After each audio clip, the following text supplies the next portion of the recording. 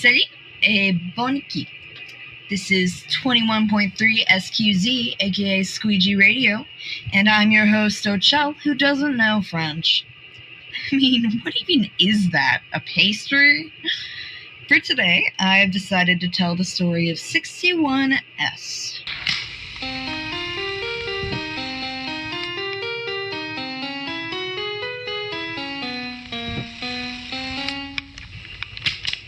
So, what's up with 61S, you might ask?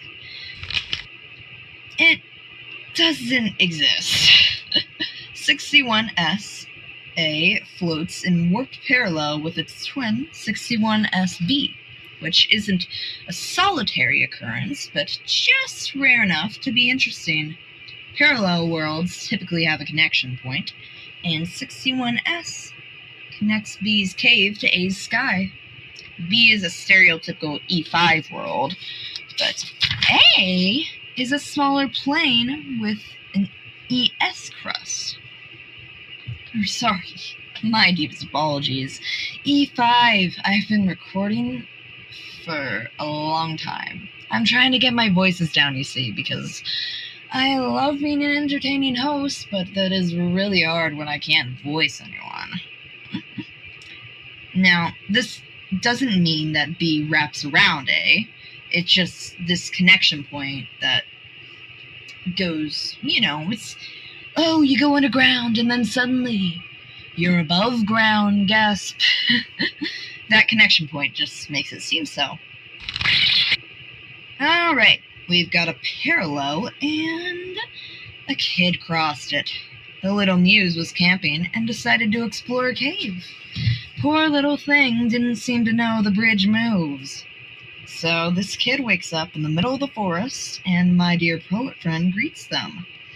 They're all shaken up by this oddly dense tree coverage, and as a result are rude to the poet and hurt the tree's feelings. They end up in a wooden cage, hearing scurrying noises, considering climbing the thing. And so they finally leave. I'm sorry, I'm getting ahead of myself. Keep it on the timeline, Ocelle. Okay. So they're considering climbing this thing until they finally have a mental breakdown and apologize to our floor friends. They, being kind citizens, allow the kiddo onto the path, and so our muse sets forth. The poet is getting ignored as per usual as they walk, catching their breath every so often. Eventually, they get to this ravine, and there's no way to cross it. The kid's first thought, based on the poet's helpful observation of a nearby fallen tree branch, was to make a bridge. This fell through when the branch did the same, as our muse isn't very strong. Their next idea was to Tarzan across with a vine. The poet was understandably unnerved by this. Despite her cries, they took a leap of faith and jumped. They did not reach the other side. Now, there's a bit of time between this and what happens next, so you'll forgive me as I end this segment and abide by the laws of Father Time. Fear not, however, you'll hear of our dear muse again. Au revoir! Zeph Ocelle signing off, and whatever. I'll ignore the regular and sensical flow of the multiverse just for you lovelies. Alrighty. So our muse just died from fall damage, and the bodiless. Yeah, I forgot to mention, my dear poet friend does not have a body. And the poet's horribly distraught. Our muse awakens in a void, where my dear sibling Puppeteer reorders the strings of fate as an old sod of a friend approaches the kid. This sage is all wrinkly, real disapproving, and aiming to give the muse a mouthful.